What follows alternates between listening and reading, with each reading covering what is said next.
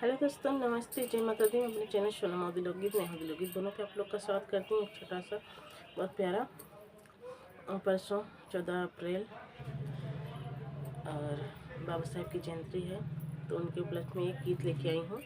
स्वर गीत है, आप लोग सुनिएगा, फॉलो करिएगा, कमेंट बॉक्स में ज़रूर बताइएगा कि कैसा लगा। तो चलिए मैं सुनाती हूँ और आप लोग सुनिए। मचिया ही बैठी है सासुता बहू अरे यार जकरई बहू अरे यार जकरई हो सासु आई गए भीमा के जन्म दिन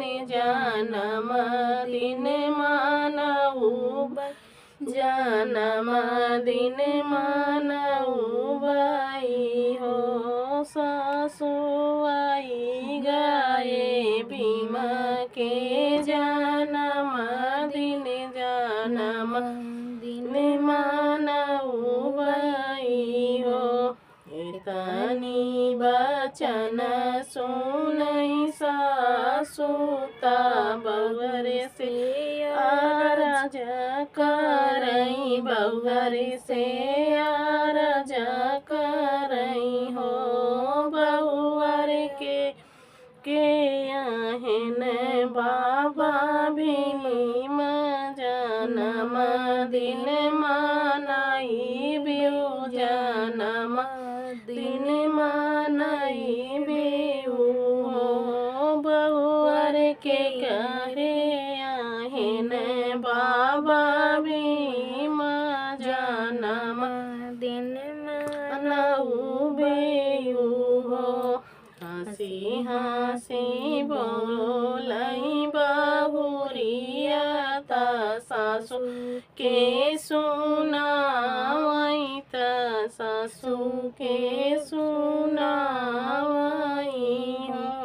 सासु भारत के लिखे संविधान वही है भीम राव वही है भीम रावाई हो।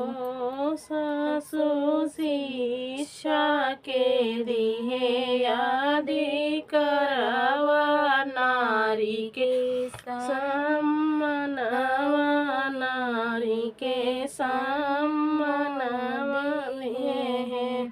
सासु बहुजन के आहे पाहे चनावा जन्म दिन मानऊ जन्म दिन मानऊ बाई हो।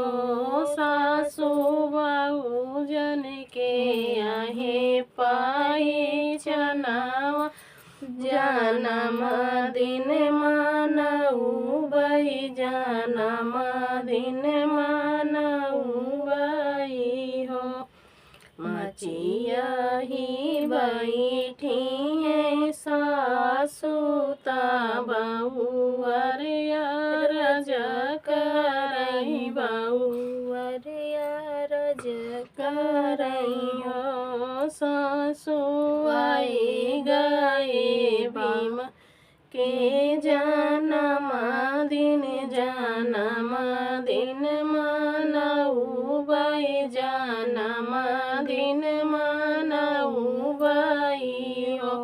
सासु आई गए साहेब के जन्म दिन मानऊ बाई हो।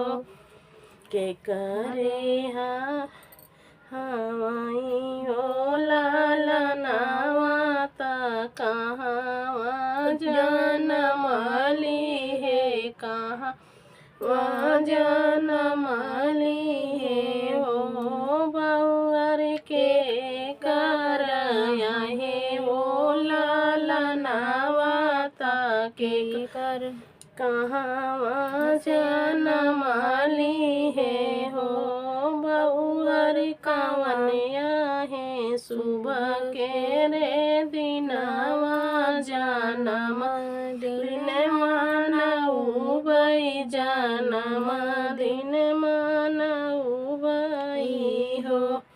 सासु भीमा माई के जनमे लालनवा माहू में जन्म ली है, माहू में जन्म ली है नी हो।